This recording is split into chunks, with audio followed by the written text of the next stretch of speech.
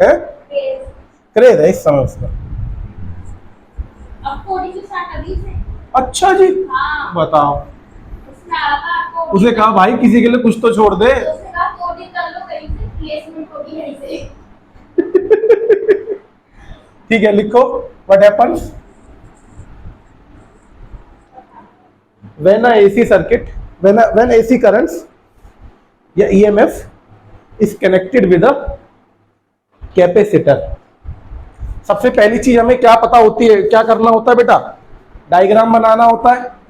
तो डायग्राम किसका बनाएंगे, इस बार डायग्राम में बनेगा हमारा एक कैपेसिटर सर करंट मेरा कैपेसिटर था। जी।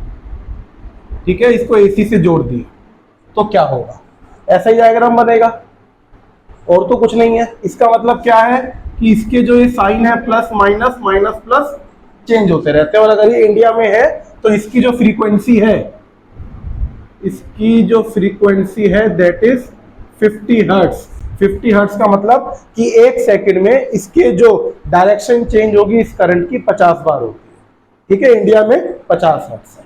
पिछली क्लास में हमने इसको किससे कनेक्ट किया था, एक इंडक्टर से, और एक बार हम इसको एक रेजिस्टर से भी कनेक्ट कर चुके हैं।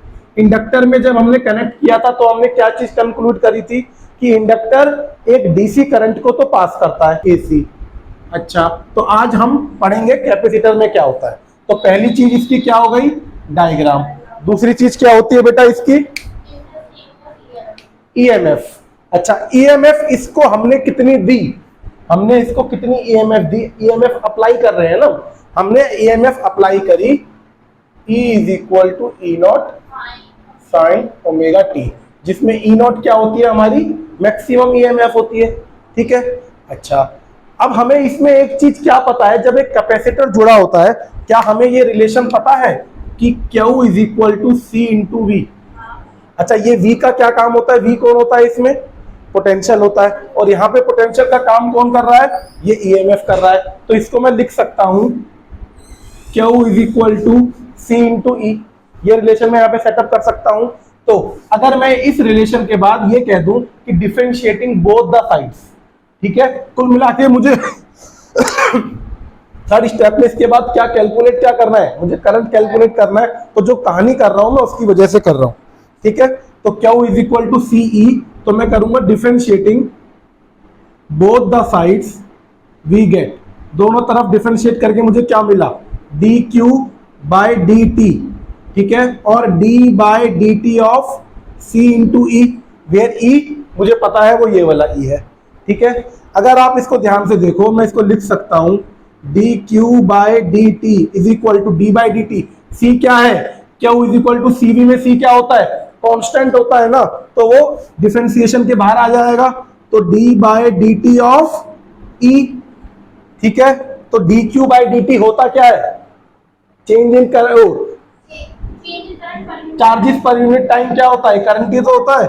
तो इसको मैं आई लिख सकता हूं, I is equal to C into D by D T of E not sine omega T. ठीक है, ई नॉट क्या है, मैक्सिमम ईएमएफ, एक कांस्टेंट वैल्यू होती है किसी ये, तो ये डिफरेंशिएशन के बाहर आ जाएगा, C into E not into D by D T of E not sine omega T का, सॉरी ई नॉट तो बाहर आ गया। साइन ओमेगा टी का क्या होता है बेटा, कॉस ओमेगा टी, डिफरेंशिएशन कर रहे हैं हम। अच्छा, अब मैं जब डिफरेंशिएशन करूंगा तो ये इसका साइन हटाना पड़ेगा ना बेटा, मुझे डिफरेंशिएशन कर दूंगा तो ये हो जाएगा साइन ओमेगा टी का cos omega T into omega. ठीक है, यही होगा, कंफर्म है। तो आई मुझे क्या मिला, I is equal to C E not omega into cos omega T. ये किसकी वैल्यू आई बेटा मेरे पास, आई की वैल्यू। बट मुझे क्या है, करंट को कंपेयर किससे करके चलना है, ईएमएफ से। जब भी मैं उसका फेज डिफरेंस बताऊंगा तो मेरी कोशिश ये रहेगी मैं इस करंट को किसकी फॉर्म में लेके आऊं, अपनी ईएमएफ वाली फॉर्म में लेके आऊं। ईएमएफ में मेरे पास क्या है, साइन ओमेगा टी, और यहां पे मेरे पास क्या है, कॉस ओमेगा टी। तो मुझे एक फॉर्मूला पता है कि मैं लिख सकता हूं कॉस ओमेगा टी को मैं और कैसे लिख सकता हूं, कॉस ओमेगा टी को मैं लिख सकता हूं sign pi by 2 plus omega T. Sign pi by 2 का मतलब फंक्शन चेंज, और ओमेगा टी सेकंड क्वाड्रेंट में जो आपका साइन का फंक्शन है वो पॉजिटिव होता है। ठीक है, सेकंड क्वाड्रेंट होता है plus minus minus plus minus minus, उसमें साइन और जो कॉस है क्या पॉजिटिव होते हैं। तो ठीक है, मैं अपने कॉस ओमेगा टी को ऐसे लिख सकता हूं, तो इस वैल्यू को मैं यहां रिप्लेस करूंगा, मुझे आई की वैल्यू मिल जाएगी C E not omega into sine pi by 2 plus omega T. अगर मैं चाहूं तो इसको ऐसे भी लिख सकता हूं, I is equal to C E not omega sine omega t plus pi by 2। अब इसको कंपेयर करते हैं किससे, अपने ई से। ई होता है E is equal to E not sine omega t, और जो मेरे पास जो एक बेस इक्वेशन है करंट की वो होती है I is equal to I naught sine omega t. तो ये आई नॉट मतलब कि maximum current in the circuit यहां पे किसके बराबर आ रहा है, सी ई नॉट ओमेगा। तो मैं कह सकता हूं I not is equal to C E not omega, where C is the capacitance, E not is the maximum EMF and omega is the frequency. किसकी फ्रीक्वेंसी, जो आपका एसी करंट की frequency है। फिलहाल हमने फ्रीक्वेंसी कितनी ले रखी है, 50 हर्ट्ज की। ठीक है, यहां से मुझे आई की वैल्यू मिल गई, बट ये जो साइन ओमेगा टी है इसको इससे मैं रिलेट करूंगा, तो इससे मुझे क्या पता चल रहा है कि जो साइन में ये जो आपका फेस है वो फेस ज्यादा है। कितना ज्यादा है, 90 डिग्री ज्यादा है। किससे ज्यादा है, इससे। आपके पास E is equal to E not sine omega t है, तो और यहाँ पे I is equal to I naught sine omega t plus pi by 2 है। मतलब कि इसका फेस और इसका फेस सेम नहीं है, there is a phase difference. और कितना फेज डिफरेंस है, फेज डिफरेंस है, आप इसके में से उसको माइनस करते हो तो आपको जो फेज डिफरेंस मिला वो ये मिला कि भाई जो करंट है ना, करंट का फेस ईएमएफ के फेज से ज्यादा है। कितना ज्यादा है, पाई बाय 2। अब इसको हम लिखेंगे अपने फोर्थ पार्ट में। ये तो बात हो गई बेटा आपकी करंट की और मैक्सिमम करंट की। तीन चीजें निकालनी हमने, डायग्राम बना लिया, हमने ईएमएफ डिफाइन कर दिया, और तीसरा हमारा करंट डिफाइन हो गया। चौथी चीज क्या होती है बेटा, फेज। ये बताइए ईएमएफ का फेज कितना है, ईएमएफ का फेज क्या है, वो है बेटा ओमेगा टी। करंट का फेज कितना है, वो है omega t plus pi by 2। तो what is the phase difference, that is pi. दोनों के बीच में फेज डिफरेंस कितना है, वो है बेटा हमारे पास पाई बाय 2। ठीक है, अच्छा आगे कौन है पीछे कौन है, इसको लिखेंगे कैसे। हम ये कहेंगे करंट का ज्यादा है ना, किससे, ईएमएफ से। तो मैं कहूंगा कि current leads EMF, I leads E by pi by 2। मतलब कि करंट ई से पाई बाय 2 फेज। इसको दूसरा तरीका भी हम कह सकते हैं कि E lags I by a phase difference of pi by 2। ठीक है, इसका मतलब और इसका मतलब एक ही है। ठीक है, इतना नोट डाउन करो, फिर इसके आगे करते हैं। डायग्राम बन गया, ईएमएफ हो गया, फेज डिफरेंस हो गया, करंट हो गया। फिफ्थ चीज होती है बेटा ओपोजिशन टू करंट।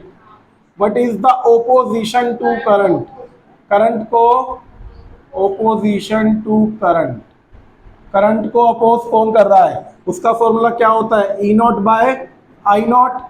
ठीक है, ई नॉट कितना है मेरे पास, ई नॉट ही है।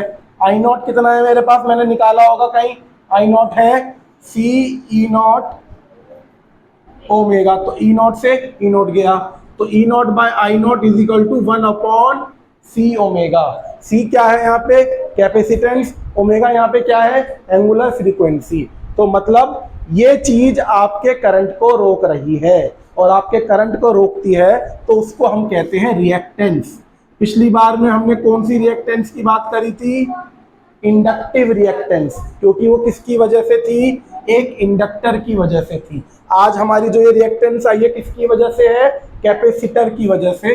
तो इसलिए इसको हम कहते हैं कैपेसिटिव रिएक्टेंस, और ये बराबर होती है capacitive reactance is equal to X के पैर में C is equal to 1 upon omega C. ठीक है, अब इसमें भी कुछ स्पेशल कंडीशन है, पहले सुन लो फिर उतार लेना। ठीक है, अब इसमें क्या स्पेशल कंडीशन है कि अगर मेरे पास केस 1 कि अगर मेरे पास डीसी करंट है और केस 2 अगर मेरे पास एसी करंट है। डीसी करंट मतलब कि एंगुलर फ्रीक्वेंसी कितनी होती है डीसी करंट की? डीसी करंट की एंगुलर फ्रीक्वेंसी कितनी होती है ये बताओ? डीसी करंट की एंगुलर फ्रीक्वेंसी होती है 0, ठीक है, और इसकी एंगुलर फ्रीक्वेंसी है 0। तो ये ऑपोजिशन टू करंट इंक्रीज हो जाएगा, क्योंकि 1/0 क्या होता है? देखो one by omega is equal to 1/0 is equal to infinity. अगर मैंने इसको डीसी करंट से जोड़ दिया तो उसकी एंगुलर फ्रीक्वेंसी 0 है, तो ऑपोजिशन टू करंट कितना है? इंफिनिटी, मैक्सिमम है। तो ये क्या करता है? डीसी को ब्लॉक कर देता है, ऑपोजिशन सबसे ज्यादा दे रहा है। वेयर एज हम वहां देख बेटा, ये डीसी को ब्लॉक करेगा तो वो वाला डीसी को अलाउ करेगा, इस वाले ने डीसी को अलाउ किया था और एसी को ब्लॉक पर किया। ये ऊपर भी तो इसमें ब्लॉक करता है। किसने? आपको बेटा ब्लॉक्स डीसी है ये, पिछली क्लास में क्या लिखवाया था मैंने? तो एक और एक चीज तो है कि आपने रुक जाओ, देखो डीसी बेटा पिछले को वाला allow इंडक्टर करता डीसी को है अलाउ करता है। और डीसी को जो ब्लॉक कर रहा है वो कर रहा है आपका ये कैपेसिटर, ठीक है, इसमें कोई डाउट वाली बात नहीं, ठीक है, इसको ध्यान रखिएगा। हो सकता है कि वहाँ पे हमने गलत लिख दिया हो, ठीक है, तो याद रखिएगा। आई रिपीट अगेन कि जो एसी है ना, एसी को अलाउ कौन करेगा? एसी को अलाउ करता है कैपेसिटर। ये हमें कैसे पता चलेगा? कि देखिए ये जो एक्स सी की जो वैल्यू है, ये जो हमारी एक्स सी है, ये किसके बराबर है? ये एक्स सी बराबर है 1/ओमेगा एल के।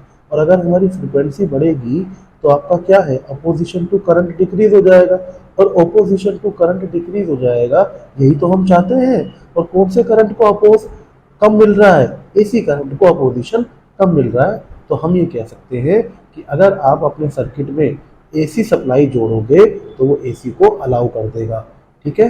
तो किसको अलाउ करेगा? एसी को अलाउ करेगा, और डीसी को ये ब्लॉक करेगा। इस बात को आगे से हमेशा ध्यान रखिएगा, ठीक है।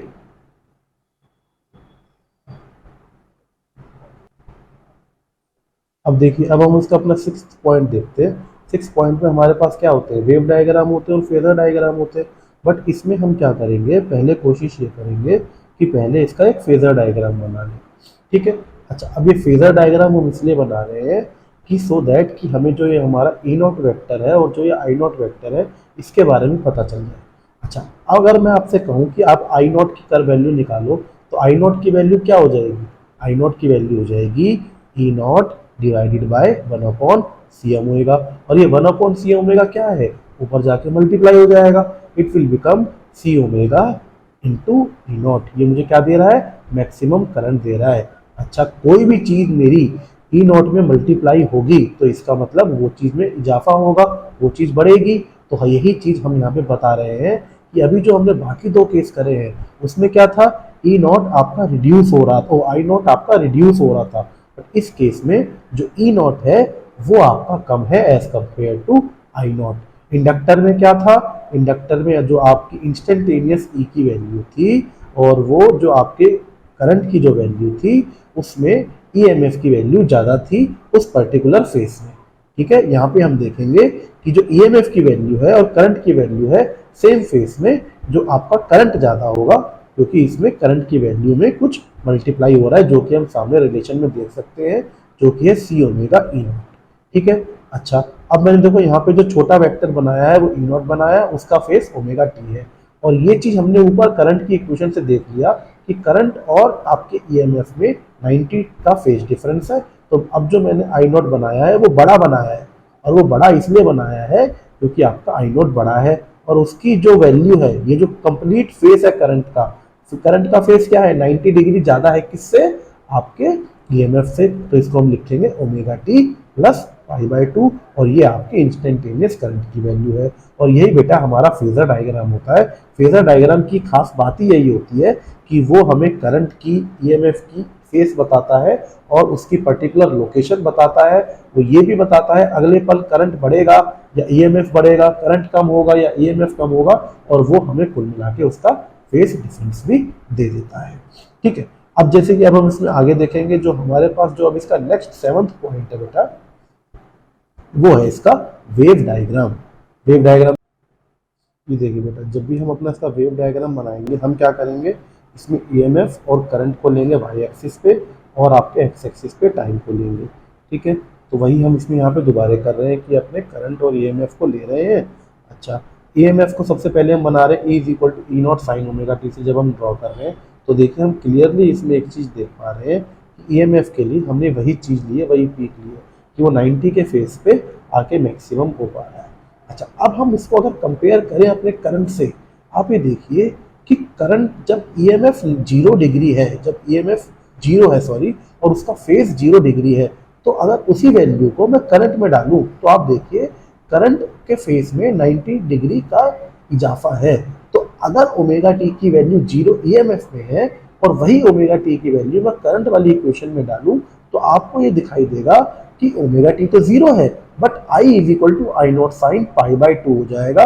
और साइन पाई बाई 2 हमें पता है वो 90 डिग्री होता है, वो 1 होता है। तो आपका I is equal to I not maximum कब हो जाएगा, जब ईएमएफ का फेज 0 था। और जब ईएमएफ का फेज 0 था तो हमें यहाँ पे करंट की वैल्यू को मैक्सिमम बनाना पड़ेगा।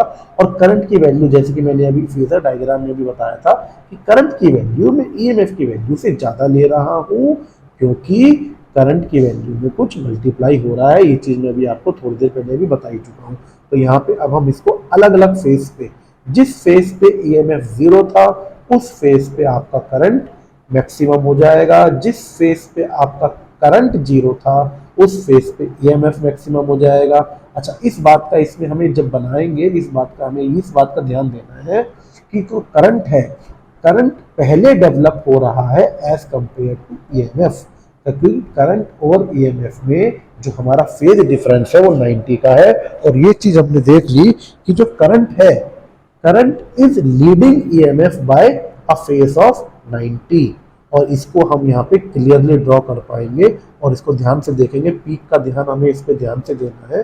ठीक है, अब ये जो फाइनल जो पार्ट है कि 2 पाई पे जाके करंट के साथ क्या हो जाएगा, करंट भी 2 पाई पे जाके मैक्सिमम हो जाएगा। और ये कंप्लीट साइकिल में आप इसको अगर ध्यान से देखें कि जो एक करंट की जो एक कंप्लीट साइकिल है ये किसकी तरह चल रही है, ये एक कोसाइन फंक्शन की तरह चल रही है। कॉस का फंक्शन ऐसे ही मूव करता है कि वो क्या होता है, 0 डिग्री पे मैक्सिमम होता है और उसके बाद 90 पे आके 0 हो जाता है। इस हिसाब से ये 360 डिग्री में रोटेट करता है। अच्छा, अगर आप ध्यान से देखें, जब हम करंट को डिराइव कर रहे थे तो उस समय भी हमने इस चीज को बता दिया था कि जो करंट है वो एक्चुअली कॉस का फंक्शन है, बट हमने इसको केवल साइन में कन्वर्ट किया है और वहीं से हमें उसका फेज डिफरेंस पता चला है। ठीक है, अच्छा, अब इसमें हमने क्या क्या चीजें देख ली है। इसमें हमने ये चीज देख ली है कि इंडक्टर कैसे बिहेव करता है, आपका कैपेसिटर कैसे बिहेव करता है।